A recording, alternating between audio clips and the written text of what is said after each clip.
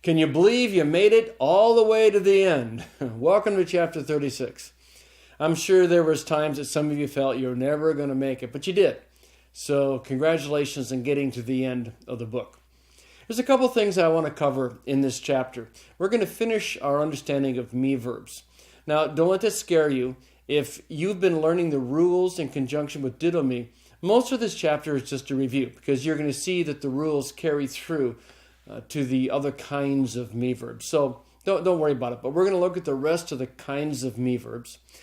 We're going to look a little bit at the article. I've given you bits and pieces of the grammar pertaining to Hoth through the different chapters, and I thought I needed to pull it together before we end the book. And there's a few other odds and ends I'm going to cover. So there's not a ton in this chapter. So, me verbs.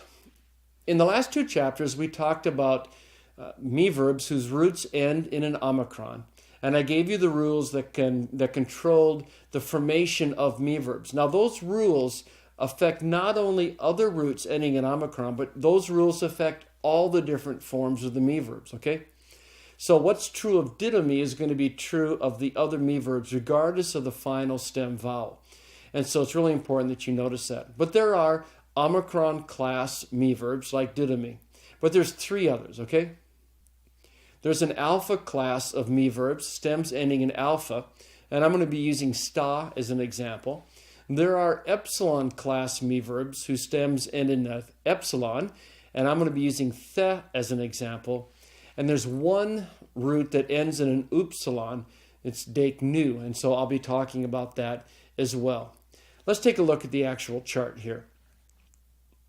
You notice I put ditto me as a third column, and it's ditto me, dittos, ditto si with the new movable, didomen, didite, didoasi, again with the new movable. Now, what you can see there are all the rules that work, can't you? You've got the reduplication with the initial delta iota. You have the final stem vowel, long in the singular, short in the plural. You have a few alternate endings and a few regular endings. So everything there is what you've already learned. Go over to the right to the dake nu column because dake nu me is a weird word and it's the easiest one to learn. What's going on in Greek is that the me conjugation was going away and it was being replaced by the thematic conjugation. And now, don't you wish the me verb conjugation had gone away before the time of the Bible? You wouldn't have to know these forms. But again, they're not that hard, so it's no big deal. But dake nu me is already starting to shift over to the thematic conjugation. You can see it in the second person singular, right? The ending is ace, not just the sigma. And you can also see it in that there's no reduplication. So dake nu me, while it's technically a me verb, is halfway over into the thematic conjugation. So just take a look at that, and this shouldn't give you any problems at all. It's the two columns on the left, though, that are important, and I want to talk my way through them. The far left column is with the lexical form histemi, and the root is sta. Now, you may look at that and you go, that's really weird. How does sta goes to histemi? Oh, histemi must be a really irregular word. Well, it's not, okay? And there's two ways to handle it. One is that you can just memorize it. You can just memorize the present tense stem as histemi with the root is sta. And if you know that, everything else is regular. It's no big deal. Now, if you want to know what did happen, this is what happened. You had this root sta. It reduplicated to sista. But Greeks don't like that initial sigma when it's there because it was reduplicated, so it's dropped out and replaced with a rough breathing. So sta goes to sista, goes to ista, goes to hista, all right? Now, you can learn that if you want, or you can just learn that histemi is from the root sta, and after that it's perfectly regular. Take a look at the forms. It's histemi, histes, histesi. And then just like the omega goes to an omicron with ditto me, the eta goes to an alpha. And you get histamin, histate, histasi. Perfectly regular, isn't it? Okay, go to the next column. The lexical form is tithemi, and the root is the. Now, how did that happen? Well, again, you have the same possibilities. You can just memorize it. Just memorize the lexical form tithemi, means I put her place. And you can memorize that it's from the root the. And that after that is all going to be absolutely regular. Now, if you want to know what happened, It did reduplicate normally, and you got thitha, but theta is what's called an aspirate, and Greeks don't like two aspirates, they don't like two syllables in a row to start with aspirates, and so the reduplicated theta is deaspirated to a tau, all right? So the goes to thitha, goes to titha, okay? So other than that oddity, everything else here is perfectly regular. And again, if that's too much for you to learn, just memorize tithemi, is from the root the. So take a look at the forms. You get tithemi, tithes, tithesi, and then you have to shorten that final stem vowel, and you get tithemin, tithete, titheasi. So take a look at that chart, and it's really regular, isn't it? Once you know the rules. I'm not going to take the time to show you all the other non-indicative paradigms for histemi and for tithemi, but I would encourage you to spend some time in the appendix of BBG and just start looking through the charts. And again, do what I've encouraged you to do all along. Look at the forms and ask yourself, do I see the rules at work? Would I recognize this particular form if I saw it in context? If you think there's going to have a real problem, you may want to mark it, maybe highlight in the book or something. But I think for the most part, you're going to be able to, if you know the rules, you're going to be able to identify these different inflected forms. So congratulations, that's it for me verbs. That wasn't too hard, was it? All right. Now, before we end the chapter, I want to pull together your understanding of the article. I've done lots of little bits and pieces in helping you understand the article, but I want to take this opportunity in the last chapter to kind of pull it all together, because the article is actually quite important. Now, it's often a nuanced kind of thing. It's more second and third year grammar than first, but I've shown you lots of different bits and pieces of it, so let's pull it together. Basically, I've said, if the article is present, translate it. If it's not present, then don't say the in your translation. And there were a few exceptions like proper names. But for the most part, you've been translating the article if it's present, and you've not been saying the if it's not. I would encourage you at some point in time to work through Dan Wallace's grammar, his Greek grammar beyond the basics. Dan loves the article. And again, it can be a bit overwhelming, but there's a lot of good information in Dan's grammar on the article. So don't do it right now, but eventually you're going to want to look at his grammar. In terms of the primary function of the article, its primary function is not to make a word definite. Now that's what the article does in English. But Greek nouns inherently have a degree of definiteness already about them. I mean, they don't need the article to be the in English. That's not what ha is doing in Greek. That's not its primary function. That's why it flexes so much in its meaning when we bring it into English. But what is its primary function? Well, let me explain it to you based on whether the article is present or whether the article is not present in the text, okay? So let's start with those situations where the article is present. What is the article stressing? Well, if I could give you one word, it's the word identity. The article is about identity. When it's present, it's stressing the identity of the noun. Now, this breaks down into lots of different subcategories, and there's some detail about them in the grammar, but let me just hit some of them for you now. One of the functions of the word ha in Greek is as an anaphoric. Anaphoric just simply means that it's pointing backwards. In other words, you'll see an article, and it may or may not make much sense in this particular verse if you just think of ha in terms of the. But what it's really doing is pointing you back to something else. For example, in 2 Timothy 4:2, Paul tells Timothy to preach the word.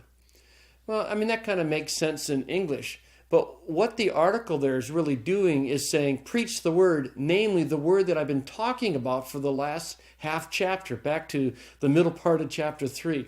In other words, it's preach the word, and it's ton logon. But what the ton is doing is it's anaphoric. It's pointing you back to the previous discussion. Now, how do I know that? Well, language is both science and art, right? And you're working on the science of language in this part of your journey towards Greek. But as you do Greek more and more, you start to develop a feel for it, and you start developing a feel especially for the article. In other words, it's all nuance, it's all context. The article doesn't change its shape when it's anaphoric. You just to develop a feel for these things. And it may not be real apparent in this verse, but it'll be more apparent in other verses. But anyway, that's what an anaphoric is. It's the use of the article to say, hey, the word that I'm modifying is referring back to something that I've already talked about. So anaphoric.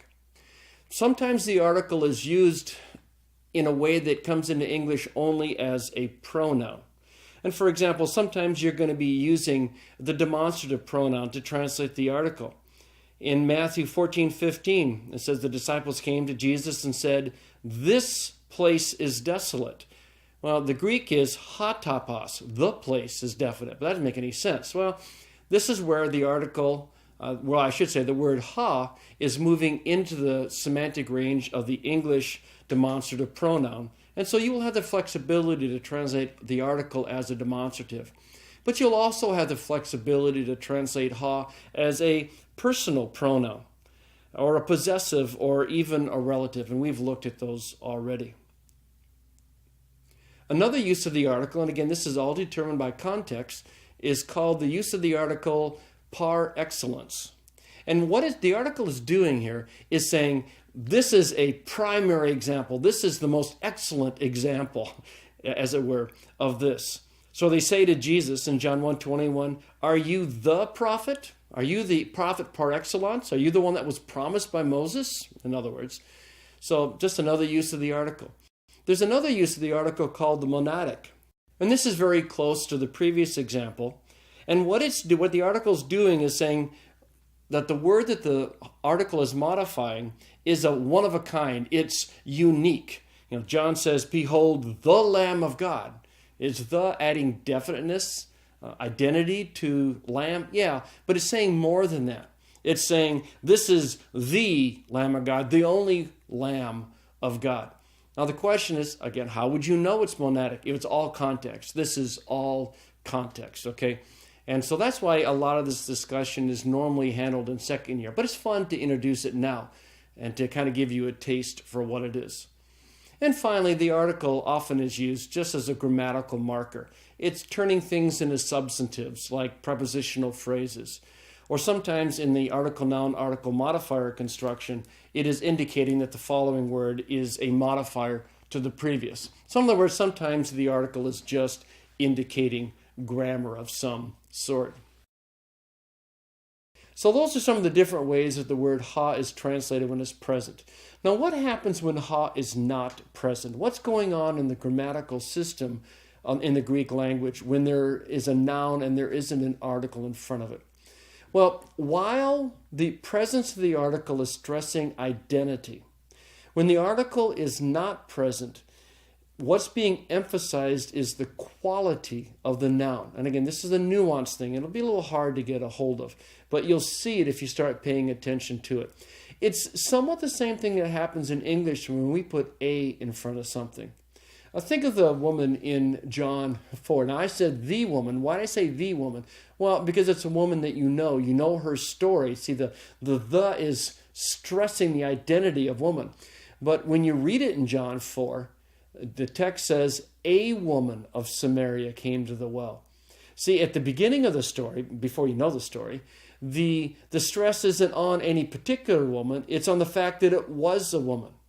And it was a woman talking to a man. It was a Samaritan woman talking to a Jewish man. It was a woman who comes to the well in the heat of the day. And, you probably know the story. See, because gune is anarthrous in John 4, it's not that it was that particular woman, but it was a woman. And everything that culturally is tied up with that, okay? So, in terms of the article, when it's present, it's stressing identity. When it's not present, the quality of the noun is being stressed. And from that point, it's just an issue of exegesis and developing a feel for the language, okay? All right.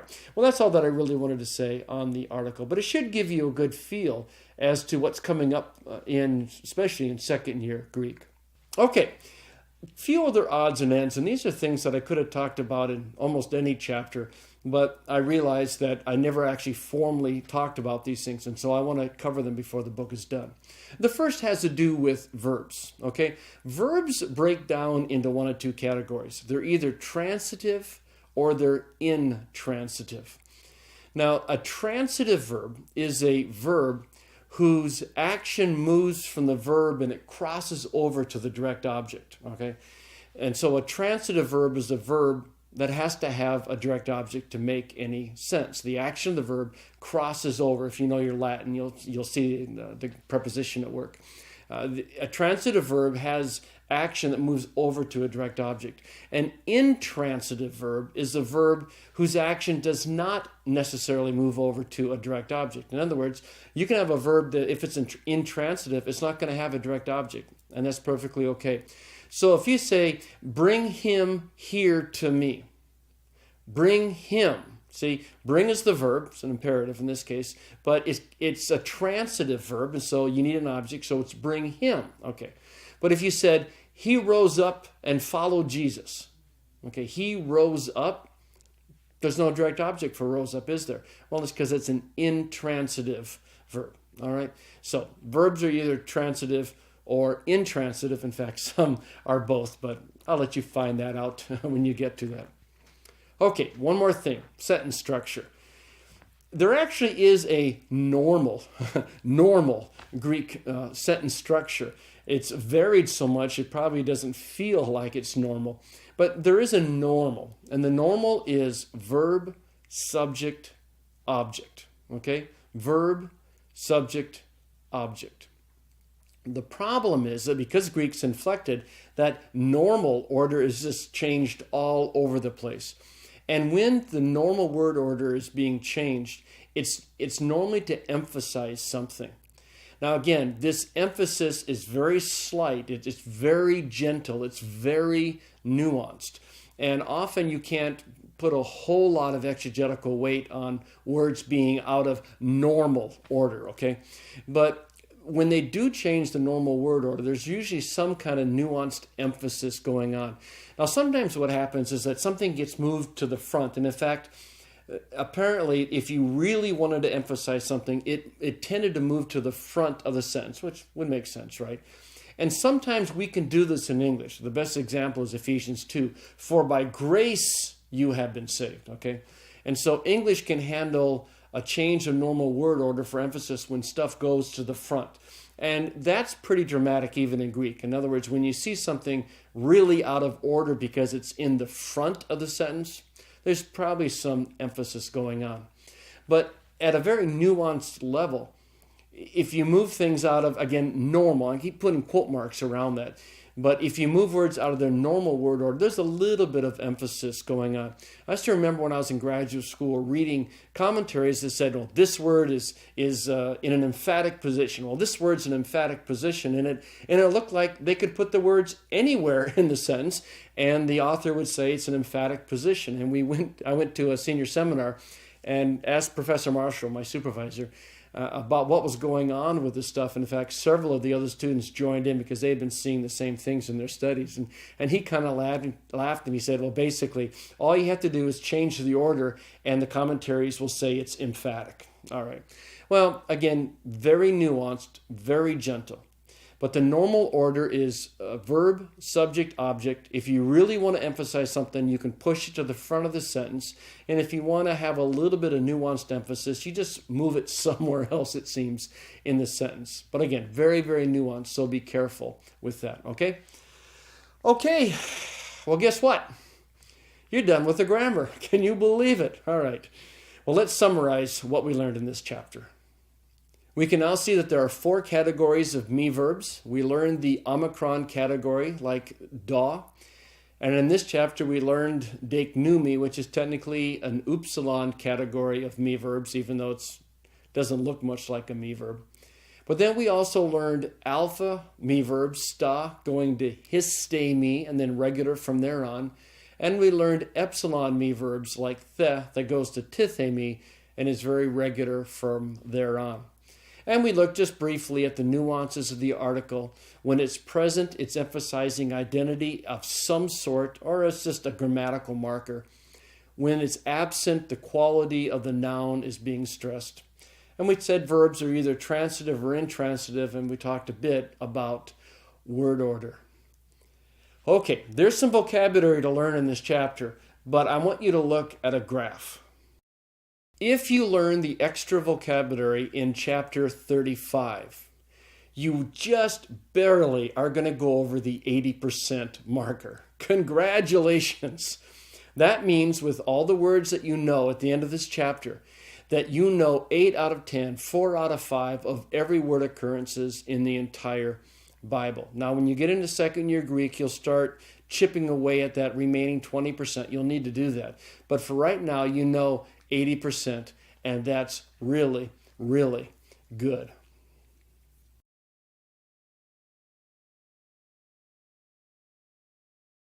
Anistemi. As an intransitive verb, I rise, get up. As a transitive verb, I raise.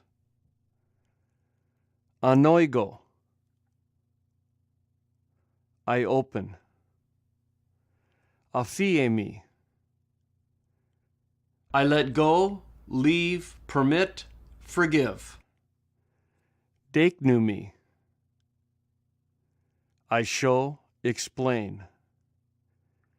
Idios, idea, idion. One's own. Histemi. As an intransitive verb, I stand. As a transitive verb, I cause to stand. Mesos, messe, meson. Middle, in the midst. Tithemi. I put, place. Phemi.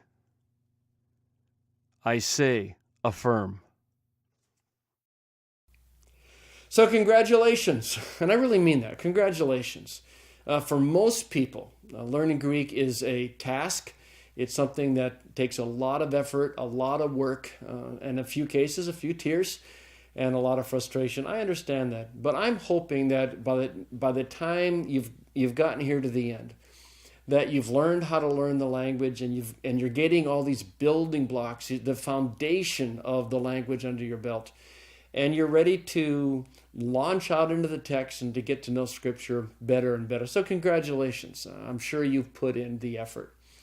One of the questions that I'm asked a lot is, what's next? How do I keep up what I've learned? How do I fine-tune what I've learned? What's next? And there's a discussion in the grammar of this, but it's important enough that I wanted to spend some time here and encourage you to do several different things in your studies.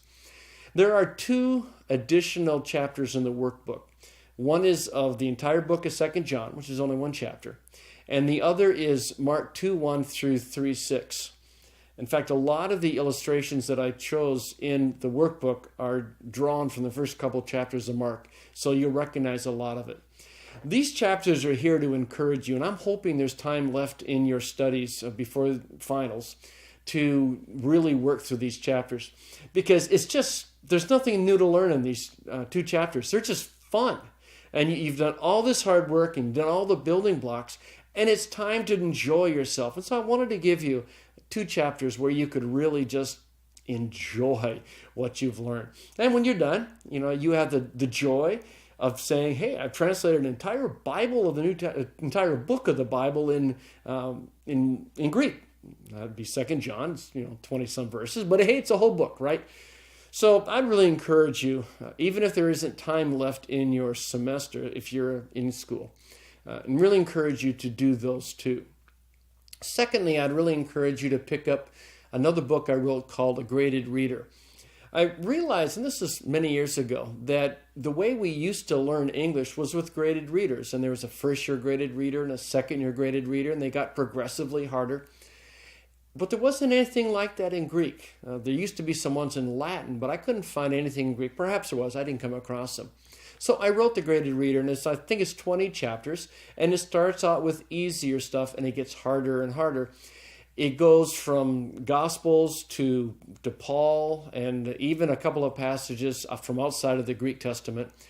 There are questions in there to help you start thinking exegetically about, okay, now that I know this is an aorist, what does that mean? What is its significance? Or is there any real significance or not? That kind of stuff. In the next edition, which I'm starting to work on, which, depending on when you're looking at this video, it may or may not be out, is I'm going to do a lot more work with vocabulary and really help you chip away at that final 20%. But what the graded reader is a chance for me to, in essence, sit down with you, because there's all kinds of helpful notes in there, things that will, if you get stuck, I'm going to try to explain, at least maybe not giving you the complete answer, but pointing you in the right direction so you can have the joy of learning.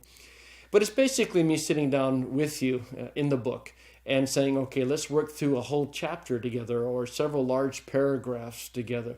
So I'd really encourage you to get a copy of the graded reader and just spend some time actually applying all these building blocks that you have learned to exegesis.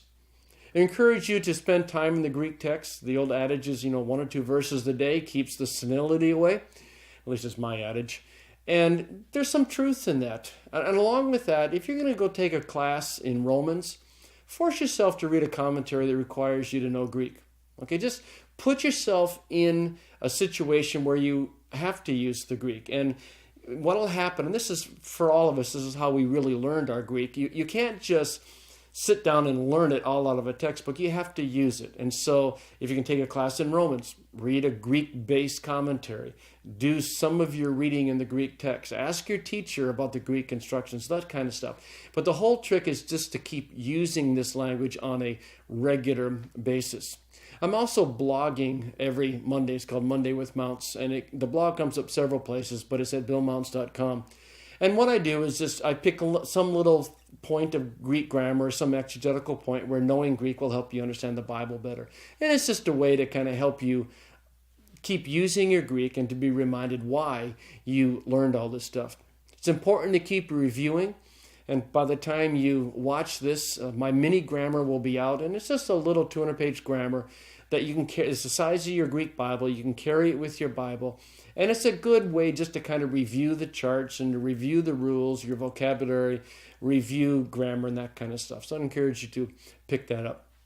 At some point in time, if you're serious about biblical studies, there's 2 books you have to buy. The first is a Greek lexicon, and we're lucky there's only one that you really need to get, and that's the one by Bauer.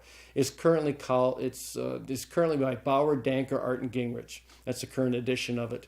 And it's an expensive book, and I'm sorry about that, but it is an unbelievable resource, and you don't want to try to work in Greek without a really good dictionary. So you're going to need to get that, and that's the one to get. If you're really tight on money, you can buy one of the earlier editions, and while they're not quite as good, they're still very, very good, okay? You also need to pick up Dan Wallace's Greek grammar. It's called Greek Grammar Beyond the Basics. Now, there's a 40-page summary of Dan's work in the graded reader, and so you can kind of get an introduction to grammar, second-year grammar in the graded reader, but at some point in time, you need to pick up Dan's grammar. Now, not a lot of people know this, but I'll tell you another anecdote like I did the other lesson. Dan and I are actually very, very old friends. Our parents were friends before we were born. Rumor has it that his mom has a picture of Dan and me playing in a sandbox when we were both 2 years old. I really want that picture. I've not been able to get it yet. But Dan and I have been friends since we've been very, very little kids. And I was delighted when he submitted his intermediate grammar to Zondervan for publication, because it really is good. And it's pretty much become the standard second-year reference grammar. You really need to get it. And there's a huge, great big, thick version, and then he made a slightly smaller one. But this is what you're going to be using for the rest of your life if you're going to be in biblical studies, and so you need a really good grammar. So you get the introduction to it in my graded reader, and then I encourage you to pick up his grammar. If you, like me, always want to know exactly why words do what they do in terms of their paradigms, you can also pick up a book of mine called The Morphology of Biblical Greek. I reference it quite a bit in the grammar.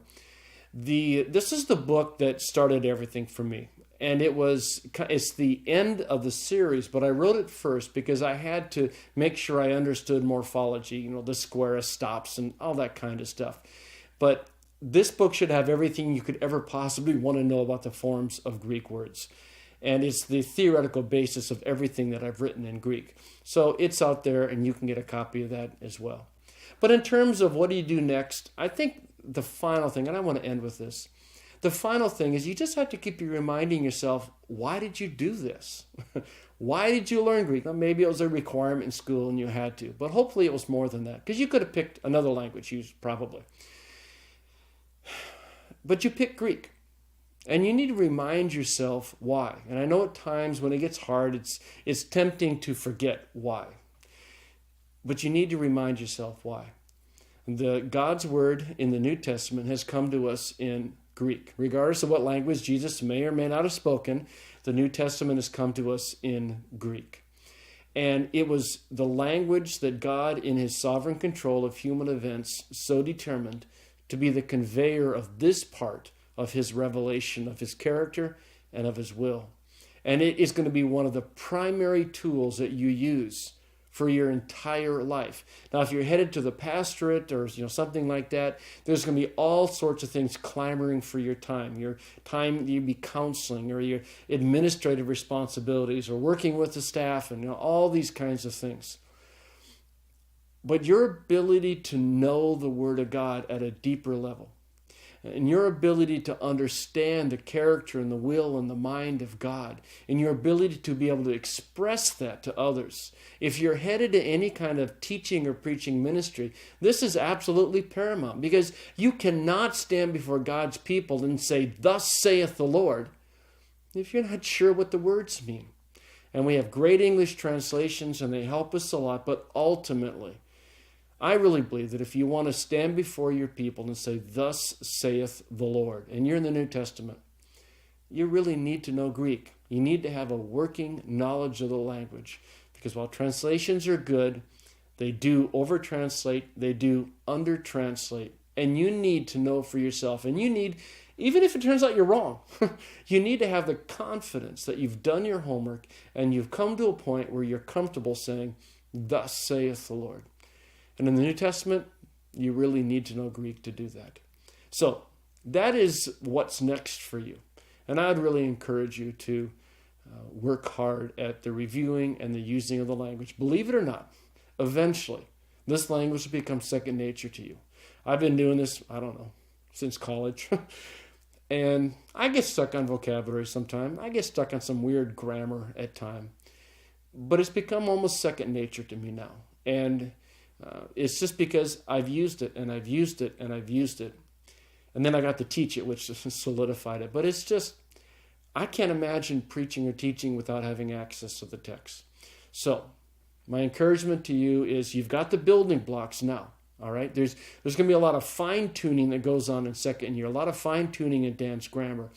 But it's fine-tuning. You've got the building blocks now. Okay? You've done the bulk of the work. Now it's time to go out and use it and enjoy it. So I hope that these lectures have helped you in reaching this particular goal. And I look forward to seeing you. I get lots of emails from people that have used these tapes and lectures in all their different forms. And it's always encouraging to hear that I've helped you in your ministry, and you're helping me in mine by encouraging me. But if not, we'll see you in heaven. And look me up when you get there, okay? All right. Thank you very much.